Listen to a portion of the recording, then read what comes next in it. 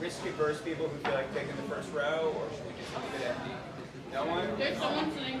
Oh, there are? Okay, good. There's a snack.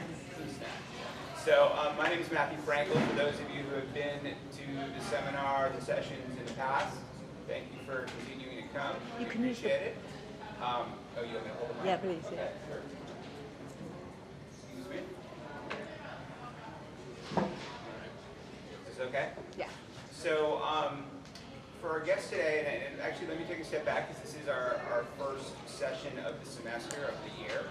For those of you who've been here before, you guys know that what we try to do is bring in some of the best and brightest within the state to provide their perspective both from a leadership standpoint and also from a professional standpoint. It provides us with an opportunity to learn what people do for a living, how they got there, and hopefully it provides you guys with an opportunity to ask some questions about your own career or about some of the passions that you're looking to pursue later in life. Today, to start off our seminar this year, we have Christy Davis Jackson as our guest, and frankly, you will not find a better strategist, a better, well-connected, what should I say, executive than Christy. As part of our program, I normally allow our guests to talk a little bit about themselves and their bio, but a few things to just mention to lead off if I could. She is the CEO and president of City Strategies, which is a very important public affairs institution in New Jersey. She is the former campaign manager for Senator John Corzine. She's the former state director for Senator Wattenberg. And she has worked in the state legislature for a number of years as a general counsel and an overall strategist. So we're very lucky to have someone of Christy's experience and knowledge with us.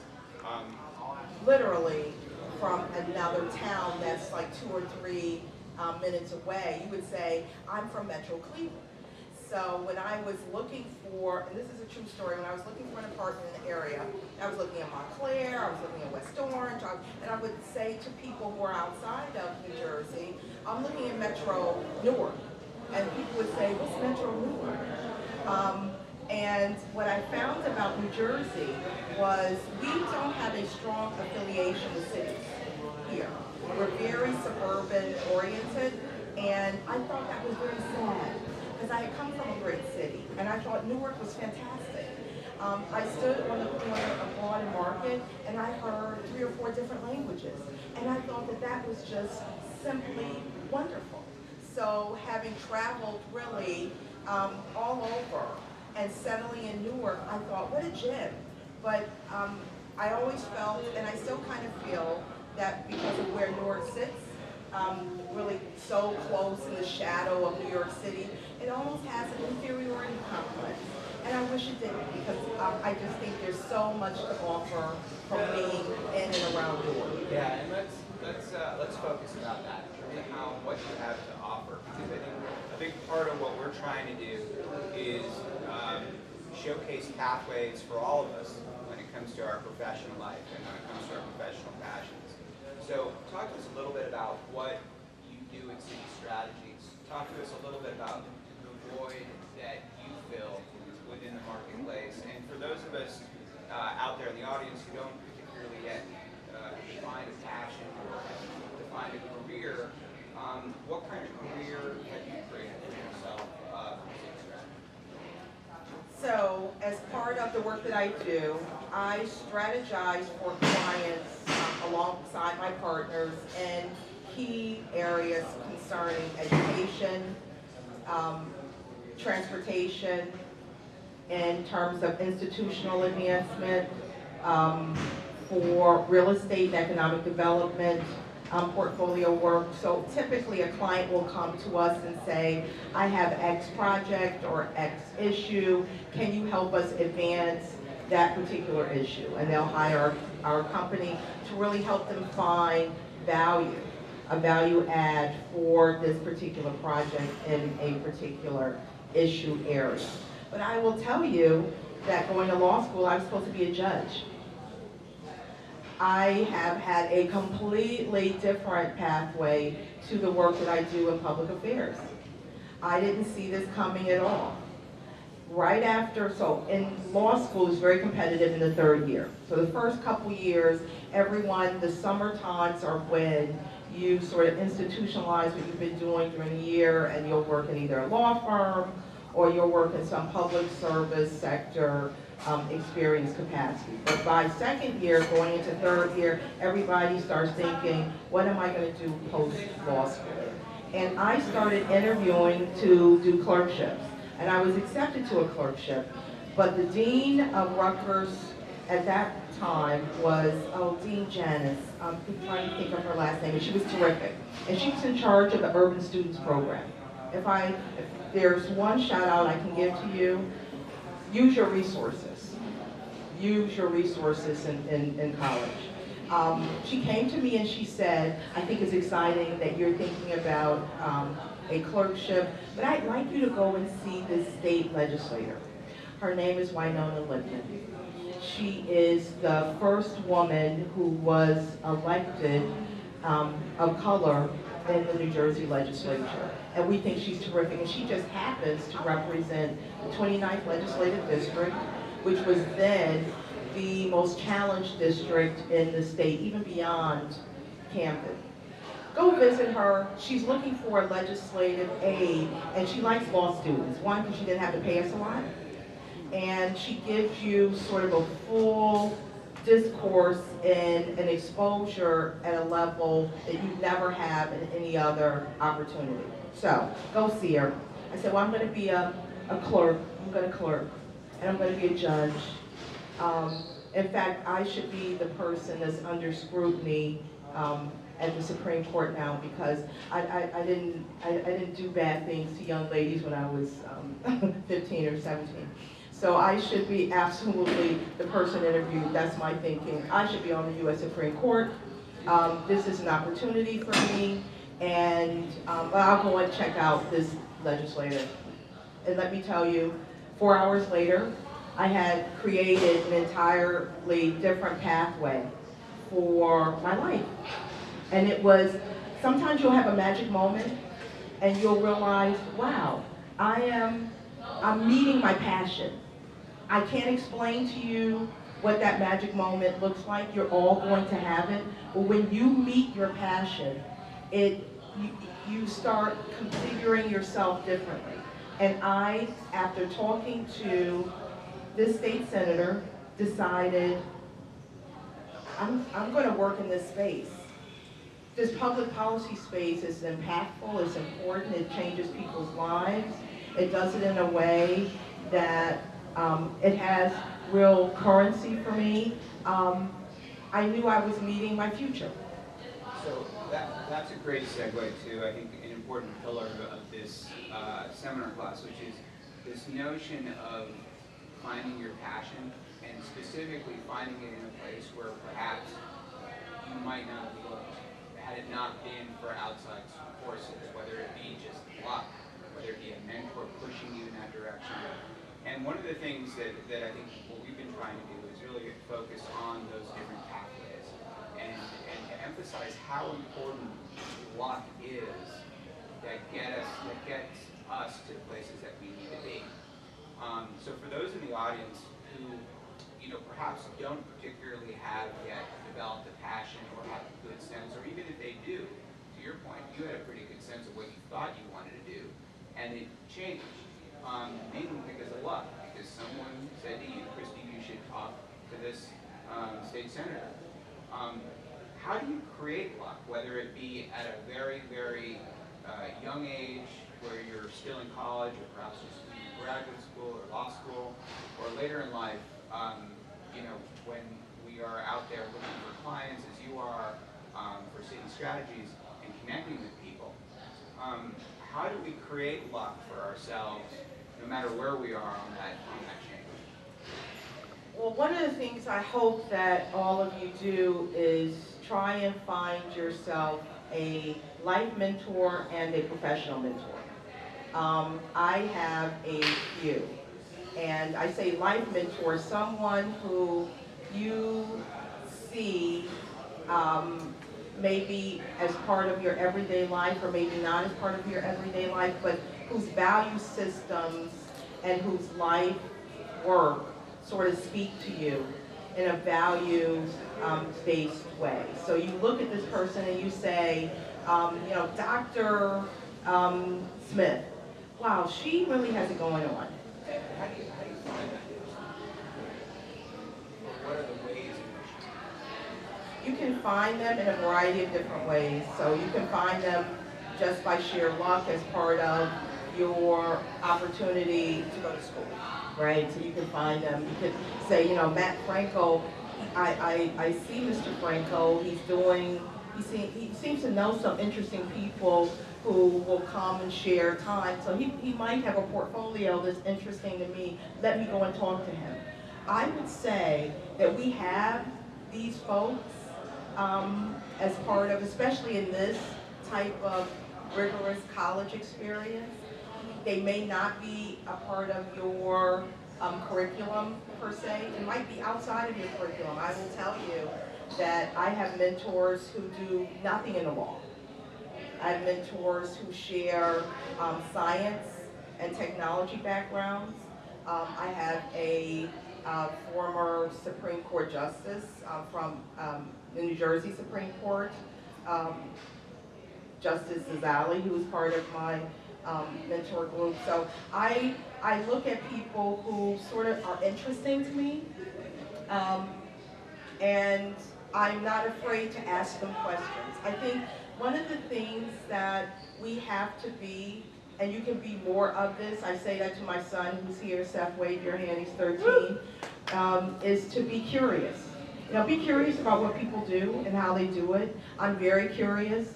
I was on a plane recently and I had the most interesting conversation with a flight attendant who was in her second career. She was 59 years old. She had spent her life in the education space. She decided at 52 that she always wanted to be a flight attendant but didn't want to pay for her flight experience, her worldwide global travel. So she said, I can be a flight attendant. Isn't that interesting? And we talked. And I was sitting, I happened to be sitting in first class, but rather than talk to a stodgy business person, because you know, a lot of them don't like to talk to you, I like to talk to anyone. But I was really curious because she had a conversation with me, and it might have been woman to woman, concerning her kids. So we found a comfortable space to have a conversation. You would be really shocked at how similar and how different we are. So don't ever be afraid to be intellectually curious. Yeah, so really I think what we're talking about, or what Christy, you're kind of promoting, is this idea of creating your own love, and meeting people, seeing them, connecting with them. What about those who might not necessarily have the kind of characteristics or the leadership traits that you might have in terms of the comfortability of introducing themselves, maybe they're second guessing themselves? Talk a little bit about, you know, folks in the audience who may have a little bit of a hesitation in doing that, but also maybe emphasize or talk a little bit about the difference between risk and reward. What kind of benefit you can get from being so proactive and meeting people? Well, if you have a phone, and all of you do, because you're of a generation where that's tied to your hip, right? You have an opportunity to be anonymous. You can meet people in social media spaces where you can ask questions, where you don't have to confront them in a way that might feel uncomfortable. I would say to you that if you are part of this community, that you really don't have an excuse. The risk is, you have to be purposeful in your life. Be purposeful. Be someone that, if someone's describing you, how are they describing you? So you have to think about, what's my purpose? Like, what am I here to do? You don't have to answer that, be able to answer that at 18, 19, 20, but you have to begin to think about it. You have to begin to recognize what your value systems are. We're being tested in a way as a nation and as a community of civically engaged. So if you're here, you're civically engaged, so you're part of a community. To challenge what it is we really care about, but understanding what that caring is, what that meaning is something you're going to have to start really thinking of the rigors of now, where you can afford to have that time to think about it. Yeah, that's such a great point, and it segues right to where I was hoping we could go, which is to talk a little bit about that passion for you and how you discovered, I guess, you know, at the base is really the law and justice and addressing some of the more legal issues around our state, in this case, but also around the country. How did you get to that point, especially at around the age of 18, 19, 20, where you realized that this was a passion? And I also want to emphasize the point that in discovering that passion, that led you not just to an education and to connecting with people, but it also eventually led you to, you know, the career that you have now.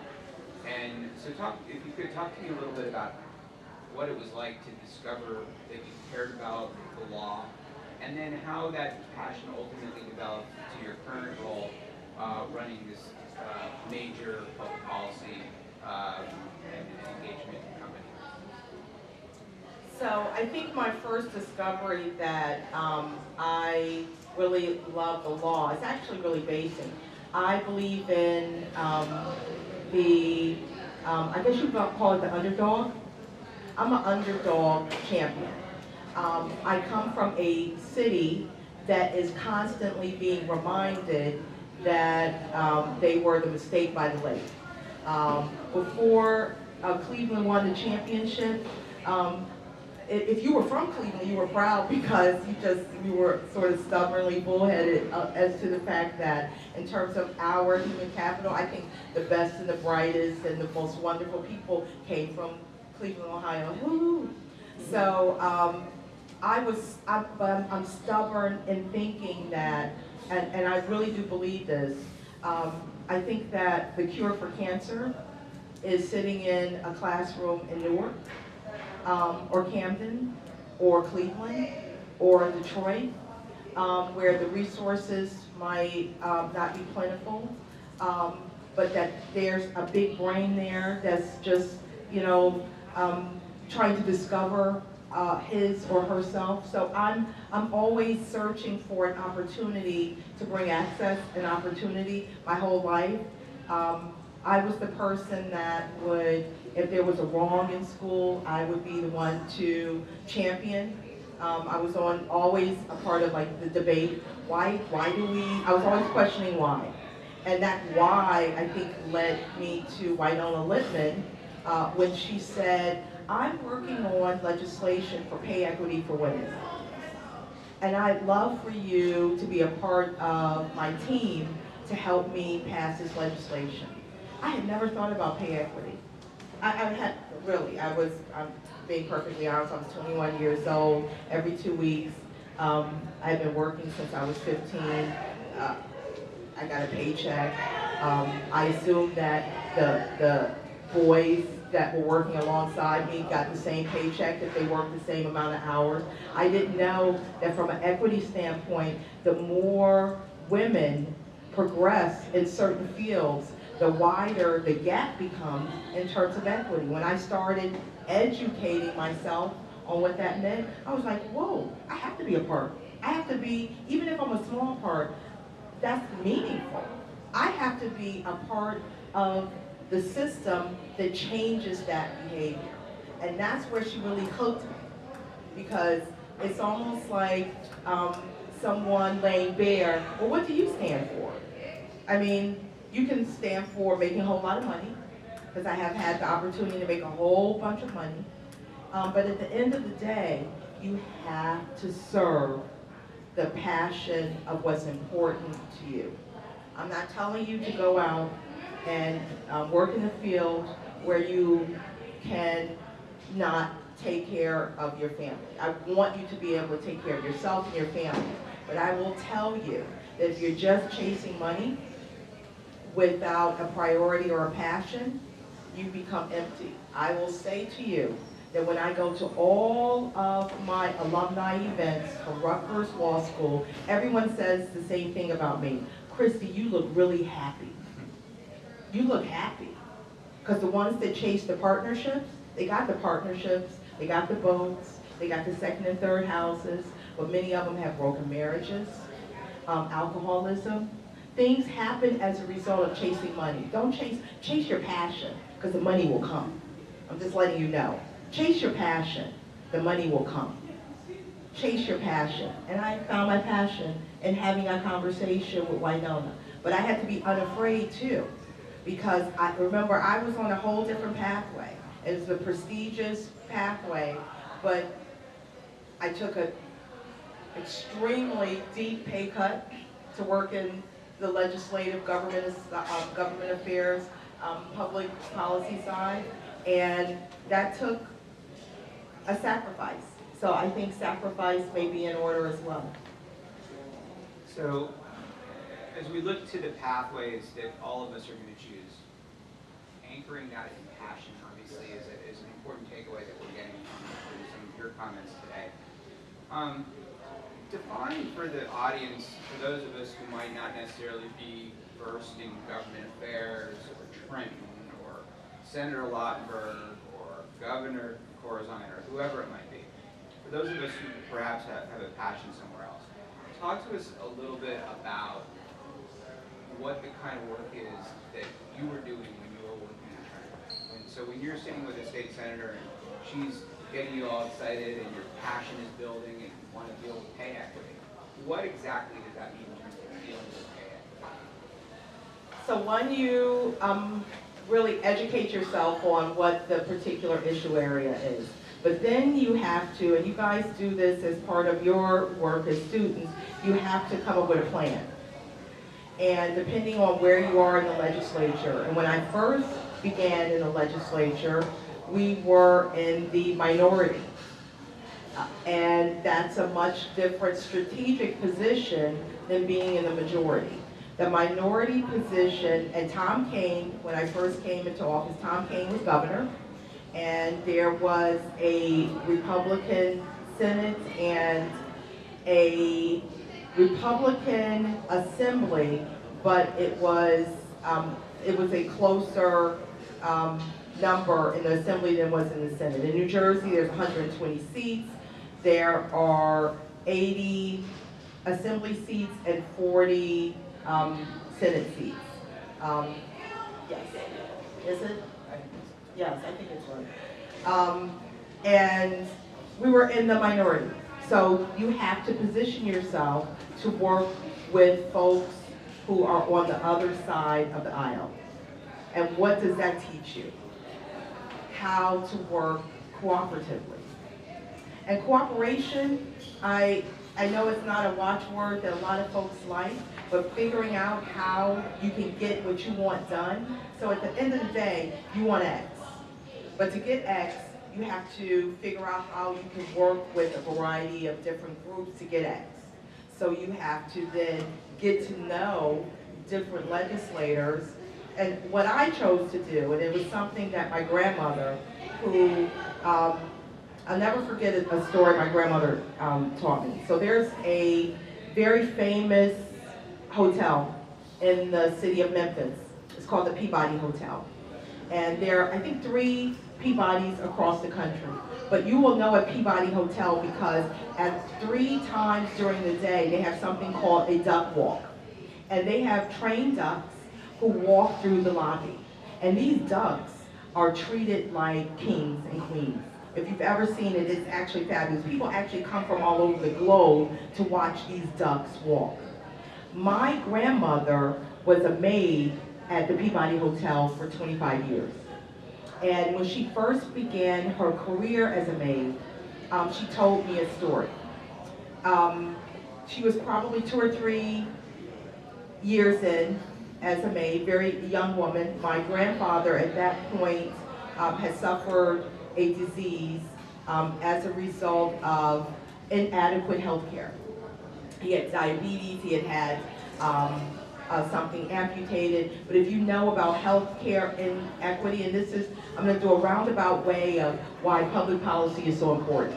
So my grandmother was a young woman, and she had 7 kids. Yes, I know. But in that age, in that era, you had a bunch of kids. And people got married very young. So they had gotten married at like 16 or 17, and let's say she was like 27. So she had 7 children to feed. And she worked as a maid.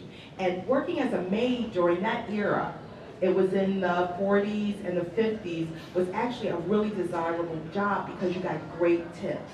Well, someone who stayed at the hotel accused my grandmother of stealing. And she was brought into an office, and during that day there was no, you as a black woman, you didn't have a sense of access for pleading your case. You were tried and convicted on whatever a white person decided you had done. So they told her that she was going to be fired. And she went to what they then had, like a locker, where all of the maids went to change. And she went and told a couple of her colleagues that she had just been accused of taking money. She told them, I've never taken anything in my life. I would never take anything in my, this job is too important to me to risk taking. I have not stolen this, but they said, you're going to be fired, go and collect your items, and you have to leave. Her colleagues, so the word started going around that Eula was getting fired.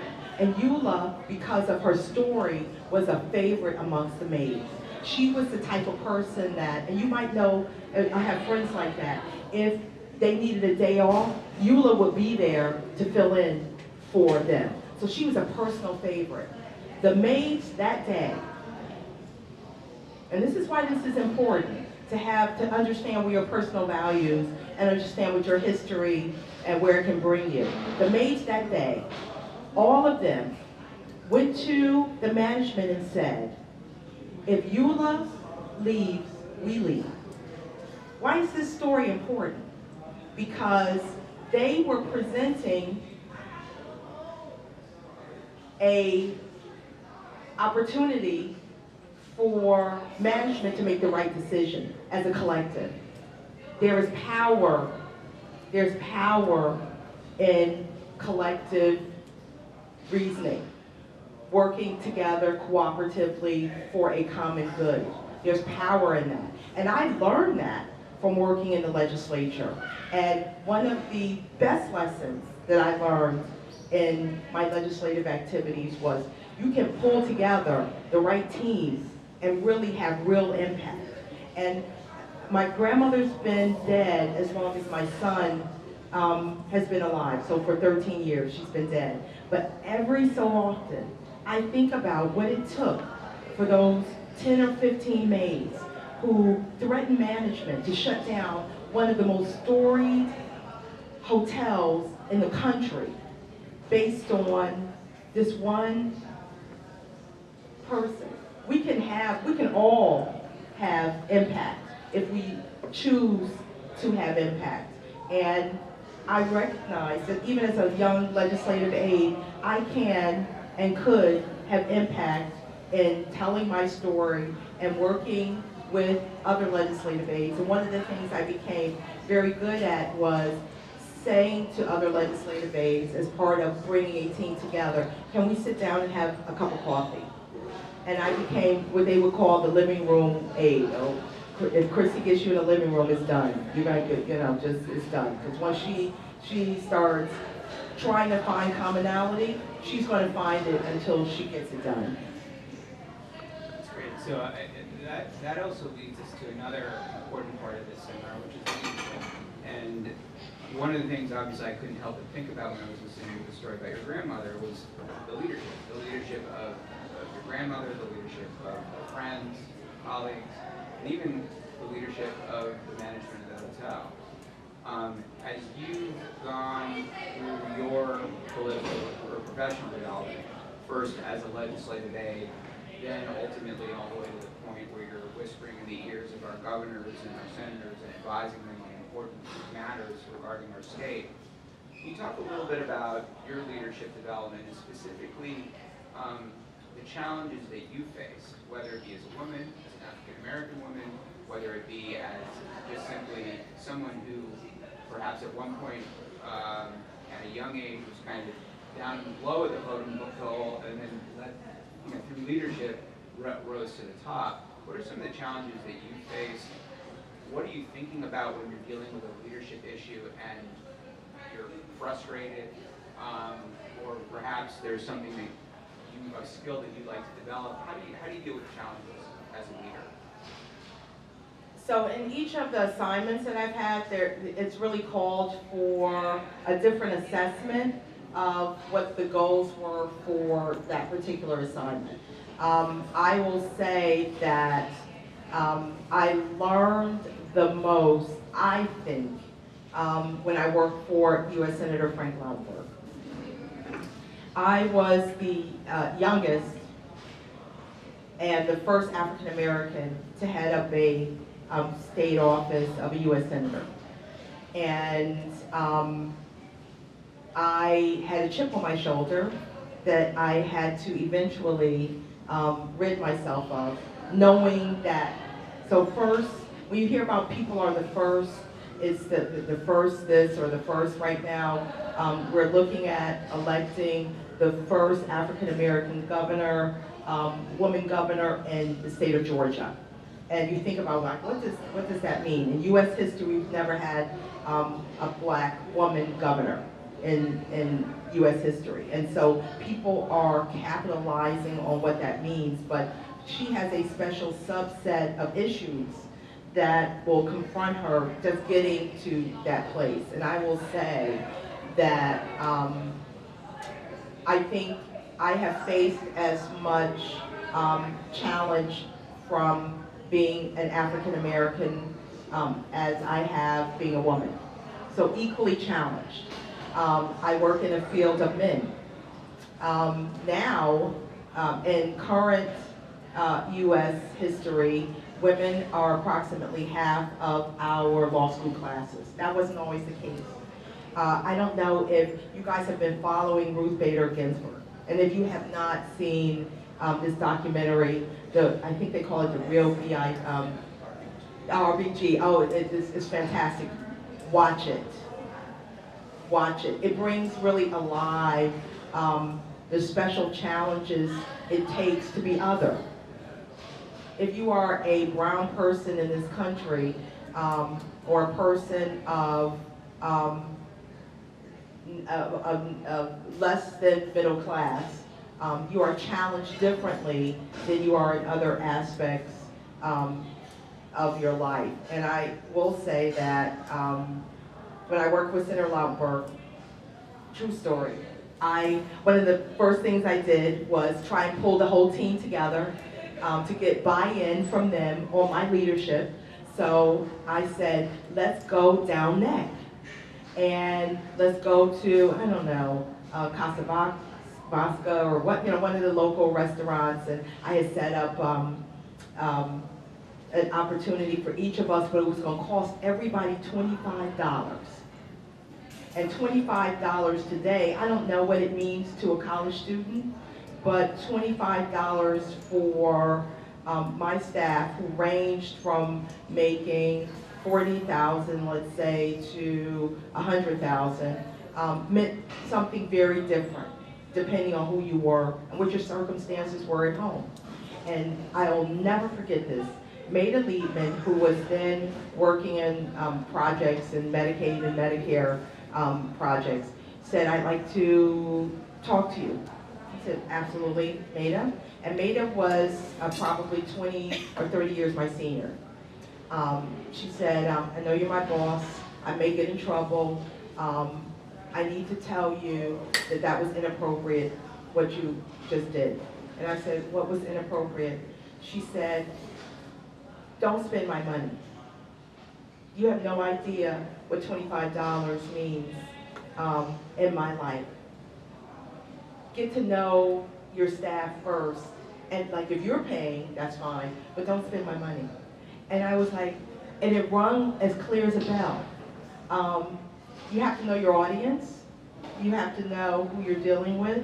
You have to be able to do research in where people are living their ordinary lives. But I'll never forget Maida telling me that, and that was probably 25 years ago. She said, don't spend my money. It's not fair. We have administrative assistants who don't make nearly what some of the projects people make. Some of the other legislative aides, your top lieutenants in your organization. Don't spend money. And I think if we had more, because you guys are going to be the next CEOs, so you're going to be running companies, you're going to be running divisions, you're going to be institutional leaders. Get to know your people. Know where they live their lives. Know what they're going through. Understand why that's impactful. I will say training helps. I got an immense amount of training, and that helps, and that has sort of determined how I worked with people. When you think back to that moment, and you were being provided this feedback, I would imagine that that was a moment of adversity, in a sense, where you could have easily reacted one way, but you chose, or you understood what she was saying, and you chose to go another way. Talk to me a little bit about when you're in those leadership roles and you do something wrong, or you meet a challenge that you're not 100% sure you've met, and you're dealing with a level of adversity, and I think we all face adversity every day in some capacity. We don't keep everybody happy all the time. What's going on in your brain during those moments, whether it be back when you were working for Senator Lautenberg, or even today, as a leader within this state, within our community, as someone who runs a successful business, when you're faced with, when you make a mistake, how is your brain working when you realize that mistake has occurred? Your first inclination when you've made a mistake is to be embarrassed. I am just being completely transparent. It's gotten better over time as I've matured in terms of decision making, but my first inclination during that magic moment with Maida was, wow, am I embarrassed? I wonder how they're looking at me. What do they see? Do they think, am I that green that I wouldn't have factored in? What are they thinking? Good leaders understand that what they're thinking is, how are you leading us? What are next steps? Saying that you made a mistake and really finding a way forward is really the sign of maturity and good leadership, and that takes time. Good leaders understand that mistakes happen. You can't be rewarded without risk. You will lay a couple of eggs as part of your careers. You pick up, you continue on. There's no shame in failing. In fact, some of my worst failures have led to some of my greatest successes. And that is something that a lot of leaders don't talk about. They talk about, getting the corner office and the new Tesla and the great innovative discovery. But they don't talk about all the heartbreak along the way. They just don't talk about it. Those stories, that grit, like, you gotta develop grit in a way that when you're challenged, it'll be okay. And some people have backgrounds that have given them grit, but giving yourself grit in your own personal space is actually different than really becoming part of just the narrative of your life. This type of grit that you're developing as students now is a different type of grit. And to really get to that top echelon of leadership, you have to be able to go through a little something. So during this Q&A, I think we've learned how fearless Christy is. We've learned how committed she is to the state. We also have learned a lot about her keys to success. What I'd like to do now, and maybe our conversation has gone on a little bit too long, and that's my fault, I do want to make sure that we have plenty of time for Christy to get to know the audience, and also for the audience to ask any questions that might be on their mind, whether it be about her career, whether it be about just questions that you guys might have at this point in your academic lives. Do you want us to use the microphone? Or? Yes, Yeah. please. So whoever's going to be the first volunteer to ask a question, I'm going to pass the mic on, and then we can just kind of work the mic around a little bit. Hi, my name is Ariana. I'm currently a government international studies major on a pre-law track. And my question it's in regards to diversity. How did you balance the fact that you're most likely going to be in a room that's not full with African American women and people of like any person of color? How did you balance that with your goals and your purpose? So my first day of law school, and in law school they do something that's quite treacherous and horrible. They tell you to look in front of you, look behind you, look to the side, look to the other side. They say half of these people will not graduate with you, and it's okay. We want the creme de la creme, and we really don't care if half of these students aren't prepared to become attorneys. Now, imagine how frightening that is. We had the first day of law school, you have a syllabi, you have a couple cases to read. They have what they call the Socratic method. So your professor looks down at a lookbook, he sees Ariana, what's your name, Ariana? He sees Ariana, what's your last name? Bell. Miss Bell, can you give me the fact pattern for Smith versus Cole? And you're in a room with 300 students.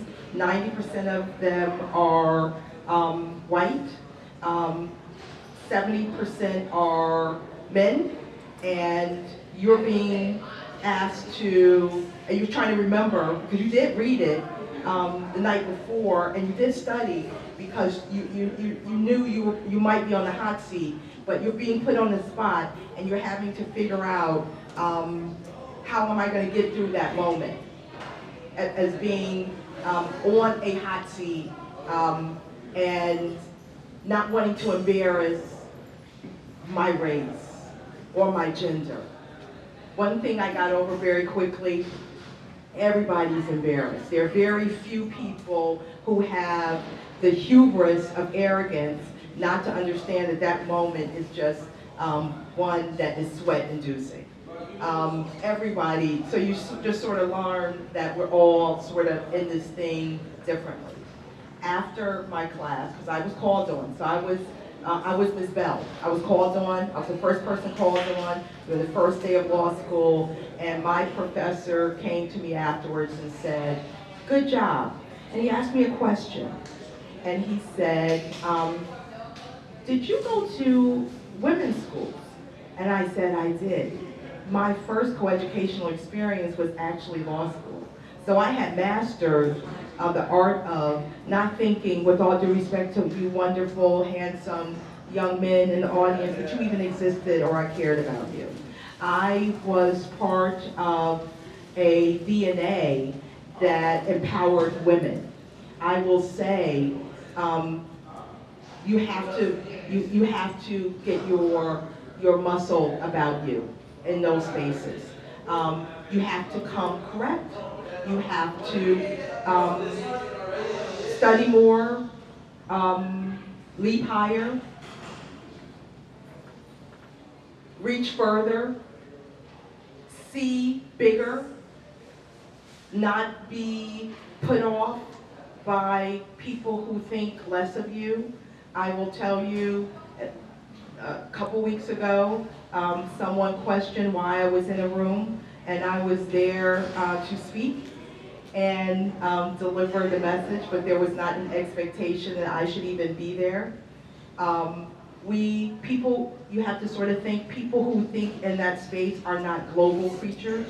If you go across this globe, and I happen to study at the London School of Economics at Richmond College in London for a year, and I had the opportunity to work at the House of Commons. And what was great about that institution was it was full of people who just cared about preserving the English tradition of jurisprudence. So were they favoring themselves? Absolutely. Was I blessed to be there? Absolutely. But I never looked at it as an opportunity not to get what I wanted to get out of that experience. So buck up, shoulders back. You're smart because you filled out an application that somebody looked at and assessed and acknowledged, and you were accepted to Bloomfield College. So you passed one rung, right? You're going to graduate from this college and you're going to go and work somewhere. You're going to have the opportunity to network in those situations. Use that networking opportunity. Don't be afraid to come to a Christy Davis Jackson and say, can I have a cup of coffee? I just want to pick your brain. I'm looking at X, Y, or Z. I've had young people that I do that with all the time. I'm looking at X, Y, or Z. You know, I was thinking about fashion management, but I'm really also interested in textile, blah, blah, blah. I may not know the pathway for you becoming the next, I don't know who the next big designer or who's the latest person. But one thing I do know, and I'm a subject matter expert in, is how to leverage value, especially human capital value. Utilize the space that you're in, but gain as much experience as you can in those experiences, and really don't look back. I think we had a question back here.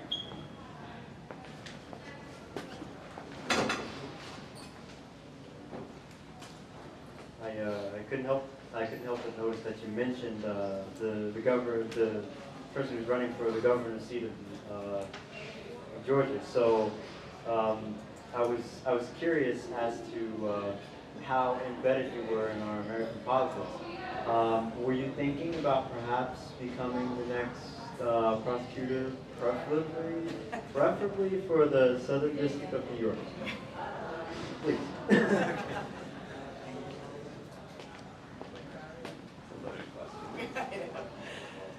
No.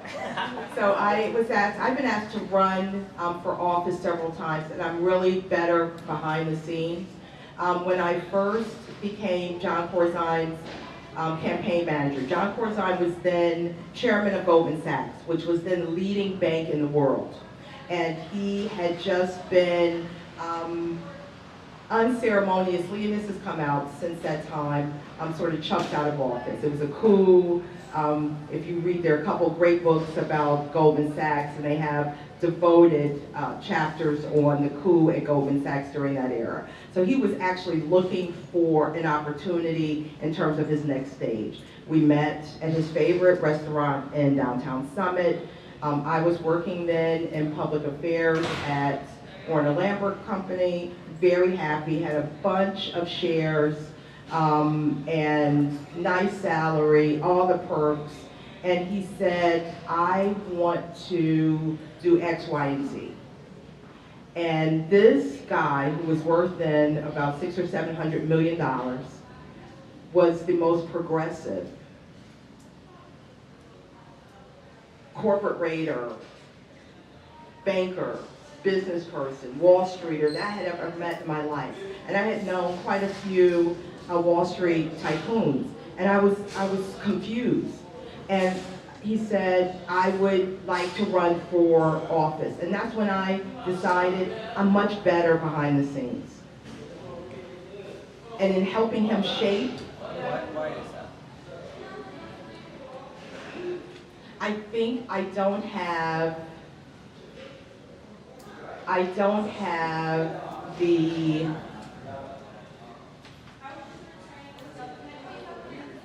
okay. I have transparency and the ability to tell the truth in a way that I hope my clients can take it to move them forward. In sort of shaping the way that the world works now, especially with our phones that can record everything. You might have an unrehearsed moment that goes global that has nothing to do with how you live your life. I never wanted to be subjected to that scrutiny for myself or my family. So I decided probably not the best fit. I know we're past the hour, but I know Christy would be willing to take a couple more questions if there are any. If anyone has any final questions, sure. Hi. My name is Mecca. I'm a biology major here at Bloomfield. And I just think a lot of young people always question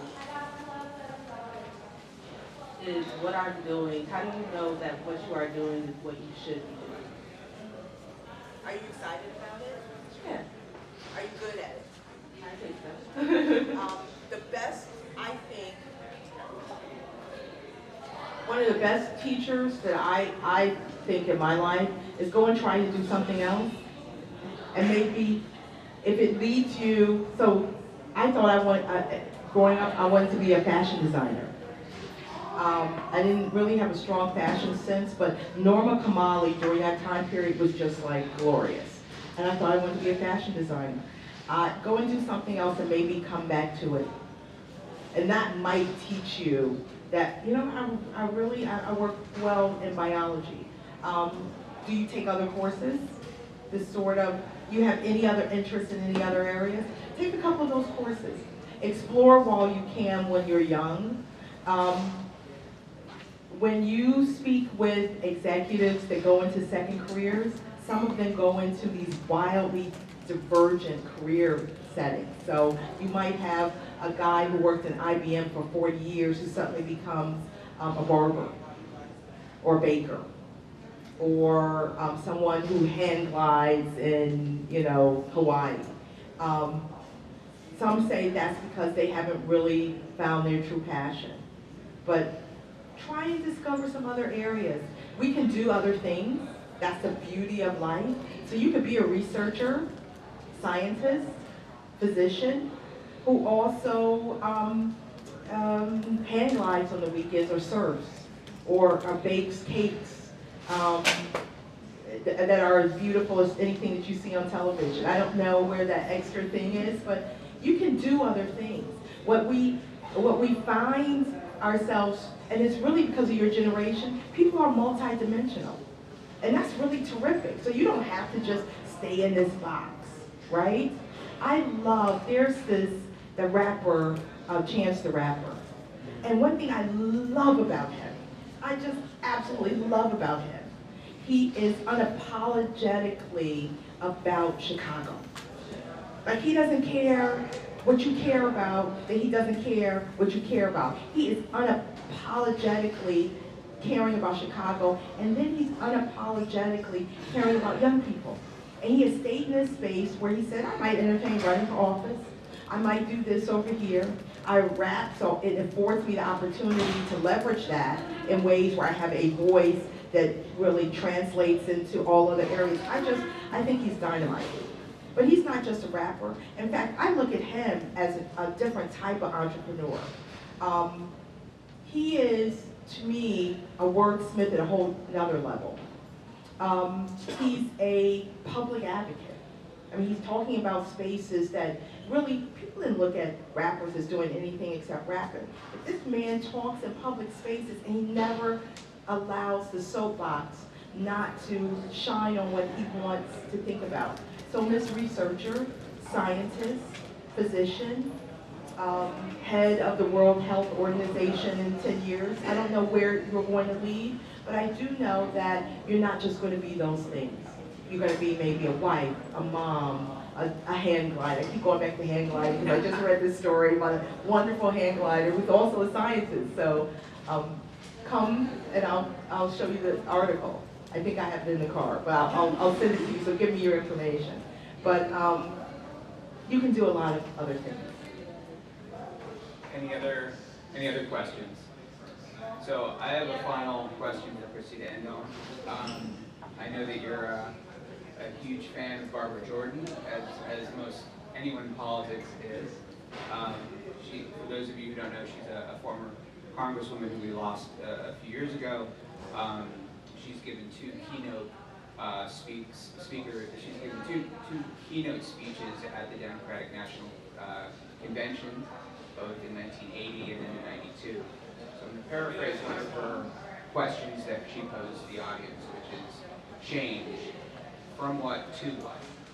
Is there a specific change in your life, professionally of course, that you wanted to showcase for the group to show that kind of different tack that you're suggesting? And I'm not advocating that you hang gliding, but that you've done it, right? But is there a change in your career that you would like to just kind of summarize? So I changed from being completely behind the scenes to doing opportunities like this. I was the person who, if you said, go into that room and really design or devise the strategic plan to do X, Y, or Z, I was your gal. I started being asked to, and it wasn't always comfortable for me, to come and speak to young audiences, especially young audiences of color, and talk to them about how you got there and impact in the way that you do. And it wasn't always comfortable for me. That was a shift, and I needed to shift that because I think you all need to know all the different pathways, how terrific you are, how much we're depending on you and your terrificness. What we're seeing in terms of weather is because we need you to come up with a plan to shift how we use our resources more appropriately. I told you the story about my grandfather and healthcare. We need to make sure there's access and opportunities in all ways that matter for everyone. You're the generation that needs to speak truth to power in a real way. I am flabbergasted and awakened by the energy that you have provided to a voice of youth engagement in this country. We think is fantastic. You need to take that now and really translate that into public policy so that it impacts everyone's life. We want to see that. That's important to us. I pray for you all the time.